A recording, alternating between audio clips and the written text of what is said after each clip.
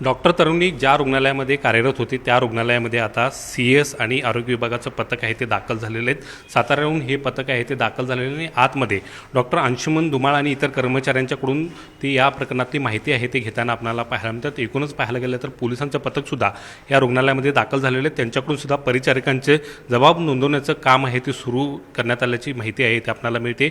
एकूणच पाहायला गेलं तर या प्रकरणामधले आणखीन काही धागेदोरे मिळतात का हे पाहण्याचं काम पोलीस करत आहेत। तर दुसऱ्या बाजूला आरोग्य विभागाचं पथकसुद्धा कर्मचाऱ्यांचे जबाब नोंदवताना पाहायला मिळते। कशा पद्धतीनं या ठिकाणी सगळी ही प्रक्रिया राबवली जात होती। ज्यावेळी संशयित आरोपी या ठिकाणी यायचे त्यावेळी त्यांची वैद्यकीय तपासणी कशा पद्धतीने केली जात होती, कोणाकोणाचे दबाव यायचे तंदुरुस्त सर्टिफिकेट देण्यासाठी, या सगळ्याची माहिती आता CS या सगळ्या कर्मचाऱ्यांच्याकडून घेताना पाहायला मिळते। खरं तर या डॉक्टर तरुणीनं तक्रार दाखल केल्यानंतर त्याची पुढं कशा पद्धतीनं कार्यवाही झाली, त्या अर्जावरती नेमकं काय झालं याची सुद्धा माहिती हे वरिष्ठ आरोग्य विभागातले अधिकारी घेताना आपल्याला दिसून येतात। त्यामुळे यामध्ये नेमकं आरोग्य विभागातला हलगर्जीपणा असेल तर तो सुद्धा समोर येतं का आणि त्यांच्यावरती सुद्धा कारवाई होते का हे पाहणं महत्त्वाचं असणार आहे। मात्र या ठिकाणी संपूर्णपणे या बंद दरवाजाच्या आड ही सगळी चौकशी होताना आपल्याला पाहायला मिळते। कुणालाही आतमध्ये सोडलं जात नाही।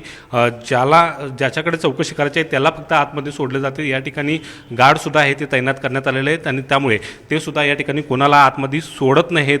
एकूणच बंद दाराआड ही जी चौकशी सुरू आहे त्या चौकशीचा नेमका अहवाल काय येणार आणि यामध्ये कोण दोषी आढळणार हे पाहणं महत्त्वाचं आहे। मात्र आपल्याला माहितीच आहे की या प्रकरणामध्ये आरोग्य विभाग आणि पोलीस विभाग एकमेकांच्याकडे आरोप प्रत्यारोप करताना पाहायला मिळाले।